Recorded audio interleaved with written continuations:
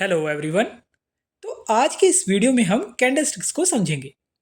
अगर आप stock market में इन्वेस्ट या ट्रेड करते हो तो आपने कैंडलस्टिक्स या कैंडल्स के बारे में ज़रूर सुना होगा।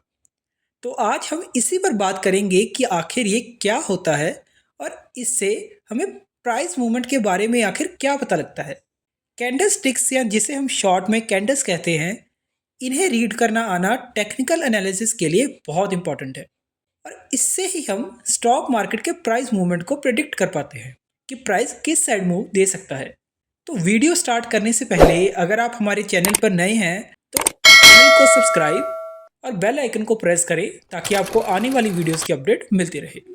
अब एक कैंडल एक रेक्टेंगुलर शेप होती है जो कि किसी प्राइस के किसी पर्टिकुलर टाइम फ्रेम में मूवमेंट को रिप्रेजेंट करती है, जैसे कि 3 मिनट, 5 मिनट, 10 मिनट।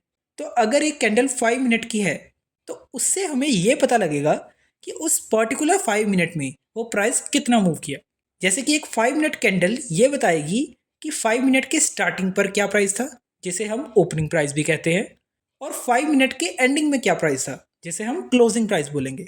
और ऐसे ही उस 5 मिनट में प्राइस मैक्सिमम किस प्राइस तक ऊपर गया, जिसे हम हाईएस्ट प्राइस बोलते हैं, और मैक्सिमम कहाँ तक वो प्राइस नीचे गया, जिसे हम लोएस्ट प्राइस बोलते हैं। तो एक कैंडल से हमें उस पर्टिकुलर टाइम फ्रेम की 4 प्राइसेस का पता लगता है: opening price, highest price, lowest price और क्लोजिंग प्राइस। अब एक कैंडलस्टिक 2 पार्ट्स में डिवाइड होती है। एक पार्ट को हम कहते हैं बॉडी और दूसरे पार्ट को विक या शेडो। तो इसे हम एक एग्जांपल से समझते हैं। सपोज एक 5 मिनट की कैंडल है, तो 5 मिनट के स्टार्टिंग में प्राइस यहाँ था और फिर प्राइस यहाँ तक इंक्रीज हुआ और उसी 5 मिनट के ड्यूरिंग नीचे आ गया और फाइनली 5 मिनट के एंडिंग पर थोड़ा सा ऊपर बंद हो गया। अब ये जो रेक्टेंगल शेप है इसे हम बॉडी कहेंगे, जो कि प्राइस की एक्चुअल मूवमेंट को रिप्रेजेंट करता है। और जो ये लाइंस हैं इन्हें हम विक्स या शेडो कहते हैं, जो कि उस पर्टिकुलर 5 मिनट के प्राइस के हाई और लो को रिप्रेजेंट करेगा। अब कैंडलस्टिक 2 टाइप्स की होती हैं: bullish candles and bearish candles. Bullish candles का मतलब होता है कि पर्टिकुलर टाइम में प्राइस अपने स्टार्टिंग प्राइस से इंक्रीज होकर बंद हुआ। जैसे कि अगर 1 डे की कैंडल है तो जो उस दिन क्लोजिंग प्राइस था वो उस दिन के स्टार्टिंग या ओपनिंग प्राइस से ज़्यादा होगा। तो ऐसे केस में ये ओपनिंग प्राइस होगा और ये क्लोजिंग प्राइस, और ये उस दिन के लो और हाई। और बेयरिश कैंडल्स का मतलब है कि पर्टिकुलर टाइम में प्राइस अपने स्टार्टिंग प्राइस से डिक्रीज होकर बंद हुआ। जैसे कि अगर सेम 1 डे की कैंडल है तो जो उस दिन क्लोजिंग प्राइस था वो उस दिन के स्टार्टिंग प्राइस यानी कि ओपनिंग प्राइस से कम है, तो ऐसे केस में ये ओपनिंग प्राइस होगा और ये क्लोजिंग प्राइस, और ये उस दिन के हाई और लो। तो generally bullish candles green colour से डिनोट होती हैं और बेयरिश कैंडल्स रेड कलर से, लेकिन आप इसका कलर चेंज कर सकते हो। अब कैंडल्स अलग अलग तरीके की होती हैं। जैसे कि ये एक बुलिश कैंडल है जो कि फुल रेक्टेंगल है, यानी कि इसका ओपनिंग और लोएस्ट प्राइस सेम है और क्लोजिंग और हाईएस्ट पॉइंट सेम है।